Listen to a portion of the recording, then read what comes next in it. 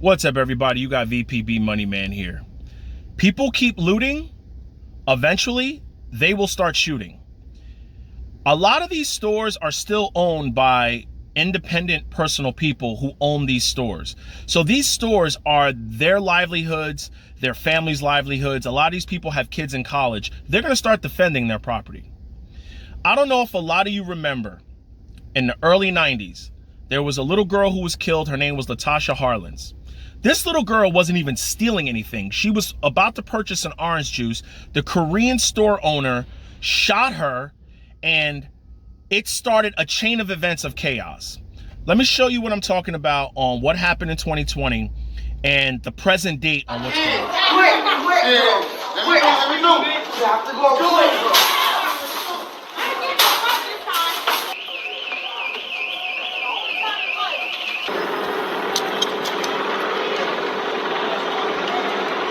So bottom line, justice for Floyd, and I hope they stop looting at some point. If there are more of us, we could go stop them from looting, but it's just us. We're here now! We're here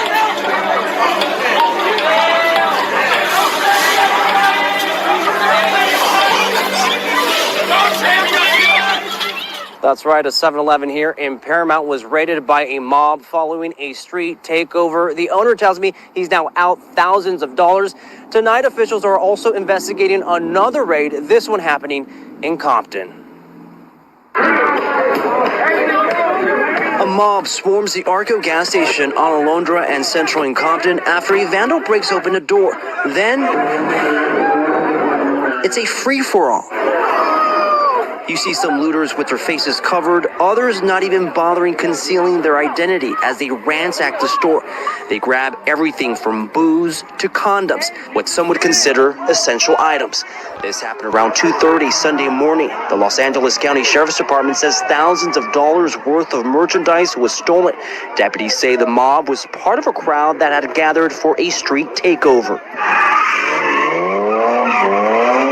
The scene has become far. Do you see what's going on right now? 2020 started a chain of events of what's still going on today.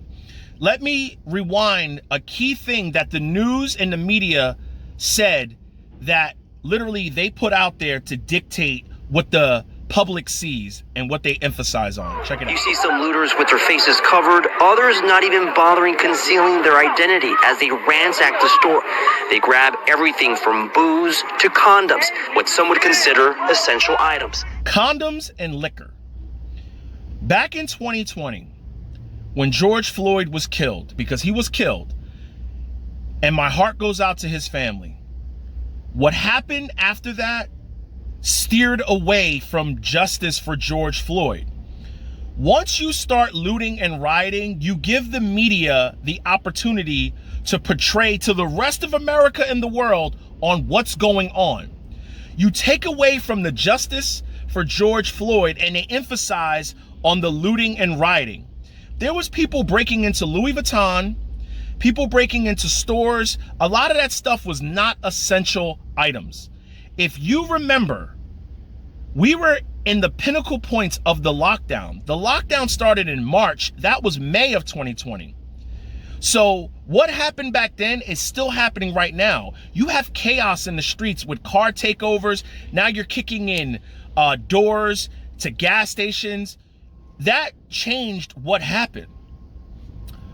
What happened to Latasha Harlins?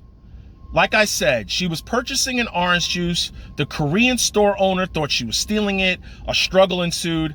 She was killed at the hands of the Korean gun owner. All right. That started riots, lootings, stores were being burned down. Black people had to put on the stores back then. I remember I was like 10, 11 years old.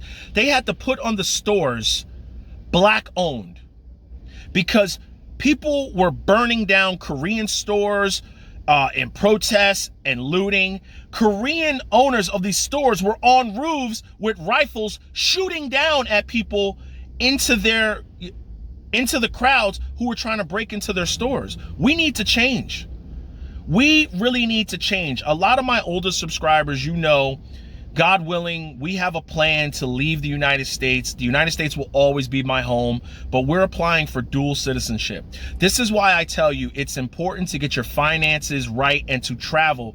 Therefore, you could travel around the world. Just because you're born in the United States, that does not mean you have to stay in the United States. We have the freedom to travel and roam anywhere we want. Travel and see other parts of the world. The United States will always be my home, but this is why we're leaving in retirement, God willing, because we're headed down a dangerous path of people feeling entitled, that they could start kicking in people's property and businesses who put in hard work. We're at a pinnacle time right now. We're at a very pinnacle time. And this is why I try to talk to the younger people out there and anybody out there who wants to change. It's never too late. You got to change the way you act. You got to change the way you think, and you got to change your circles, young people. It's never too late. It's never too late to have dreams. All right. This is going to come back to haunt people. Say you're going for a civil service job, or you're going for a government job, or you make it big one day, and this video of these people's faces surface. This could ruin your future self from past things that you did. Don't make any decision that could be catastrophic, that could ruin you forever. No regrets.